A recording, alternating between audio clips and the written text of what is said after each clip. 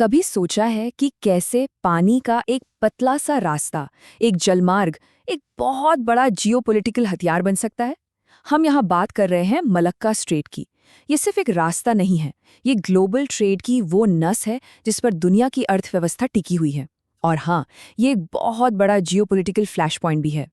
इसका एक ताज़ा उदाहरण हमने हाल ही में स्ट्रेट ऑफ हॉर्मोज में देखा, जहां ईरान के कुछ एक्शंस ने पूरी दुनिया के तेल बाजारों में हड़कंप मचा दिया था। लेकिन जरा सोचिए, क्या होगा जब दांव इससे भी कहीं ज्यादा ऊंचे हों? और यहीं से कहानी में एंट्री होती है मलक्का स्ट्रेट की और इस इलाके की एक बड़ी ताकत भारत की। ये वो रास्ता है जो चीन की इकोनॉमी की लाइफलाइन है। तो सवाल ये उठता है, क्या भारत के पास वो चाबी है जिससे इस लाइफलाइन को कंट्रोल किया जा सकता है? और क्या इससे चीन के बढ़ते कद पर कोई असर पड़ सकता है? आपको याद है जब ईरान ने स्ट्रेट ऑफ हॉर्मुज को ब्लॉक करने की धमकी दी थी? वो रास्ता जो दुनिया की 20% ऑयल सप्लाई को कंट्रोल करता है। वो एक परफेक्ट मिसाल थी कि कैसे किसी देश की भौगोलिक स्थिति यानी उसकी ज्योग्राफी एक हथियार बन जाती है जो बड़ी बड़ी मिलिट्री ताकतों को भी चुनौती दे सकती है। और यहीं से हमें एक बहुत बड़ा सबक मिलता है। जैसा कि इंडिलिंक्स न्यूज ने कहा, भूगोल ही सबसे बड़ा हथियार है। मतलब जियोपॉलिटिक्स के खेल में आपकी लोकेशन, आपकी ज्योग्राफी कभी-कभी आपके मिलिट्री हार्डवेयर से भी ज्यादा ताकतवर साबित होती है। एक सही स्ट्रेटेजिक लोकेशन बड़े-बड़े हथियारों को भी बेकार कर सकती है। तो चलिए अब अपना फोकस हिंद प्रशांत क्षेत्र यानी इंडो पैसिफिक पर लाते हैं। यहीं पर है दुनिया का सबसे जरूरी चोक पॉइंट, मलक्का स्ट्रेट। ये सिर्फ एक जरूरी शिपिंग लेन नहीं है, बल्कि ये चीन की सबसे बड़ी कमजोरियों में से एक है। इसी को कहते हैं मलक्का डिलेमा या मलक्का दुविधा। आसान शब्दों में कहें तो चीन की पूरी इकोनॉमी और उसकी मिलिट्री ताकत पानी के इस पतले से रास्ते पर बहुत ज्यादा निर्भर है, और चीन को भी पता है कि ये उसकी एक बहुत बड़ी कमजोरी है। अब जरा इस निर्भरता का स्केल देखिए। 80%, चीन का 80% से ज्यादा क्रूड ऑयल इंपोर्ट इसी एक रास्ते से गुजरता है। ये नंबर ये वाकई चौंकाने वाला है। सोचिए कितनी बड़ी डिपेंडेंसी है। अब कल्पना कीजिए, अगर इस सप्लाई लाइन को काट दिया जाए तो क्या होगा? चीन की पूरी इकोनॉमी, उसके कारखाने, उसकी सेना, सब कुछ बस कुछ ही दिनों में ठप पड़ जाएगा। ये कोई छोटी मोटी असुविधा नहीं होगी, ये एक अस्तित्व का संकट बन जाएगा। तो अब आते हैं इस जियोपॉलिटिकल शतरंज के खेल में भारत के तुरुप के इक्के पर, अंडमान और निकोबार आइलैंड्स। ये द्वीप समूह मलक्का स्ट्रेट के मुहाने पर एक पहरेदार की तरह खड़े हैं।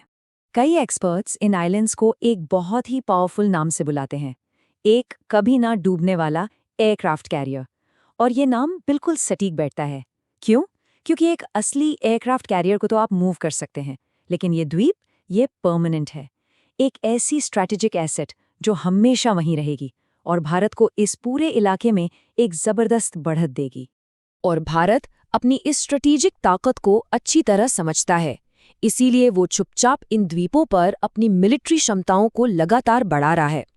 चाहे वो गहरे पानी के पोर्ट्स बनाना हो, रफाल और सुखोई जैसे फाइटर जेट्स को तैनात करना हो, या फिर ब्रह्मोस जैसी खतरनाक मिसाइलों को लगाना हो।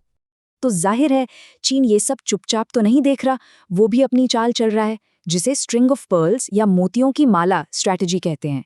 इसका मकसद है भारत को घेरना और अपने सी लेन्स को सिक्योर करना। इसके लिए वो श्रीलंका, मालदीव, म्यांमार और पाकिस्तान जैसे देशों में स्ट्रेटेजिक पोर्ट्स और बेस बना रहा है। लेकिन इस स्ट्रिंग ऑफ पर्ल्स के जवाब में भारत ने भी अपना एक काउंटर मूव तैयार किया है, जिसे कहते हैं नेकलेस ऑफ डायमंड्स या हीरो का हार। ये एक डिप्लोमेटिक स्ट्रैटेजी है जिसके तहत भारत अपने दोस्त देशों के साथ मिलकर चीन के असर को कम कर रहा है और एक फ्री और ओपन इंडो पैसिफिक को बढ़ावा दे रहा है।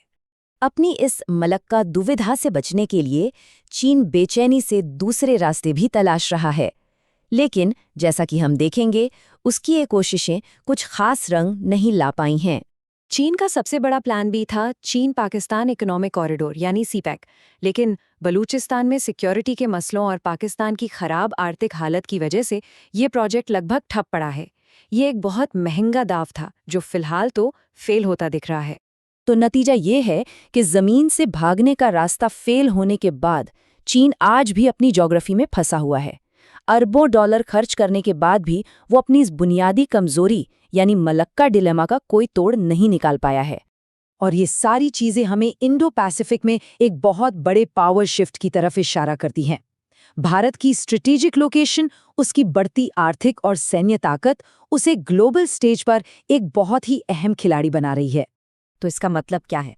इसका सीधा सा मतलब ये है कि भारत अब सिर्फ एक रीजनल पावर नहीं है।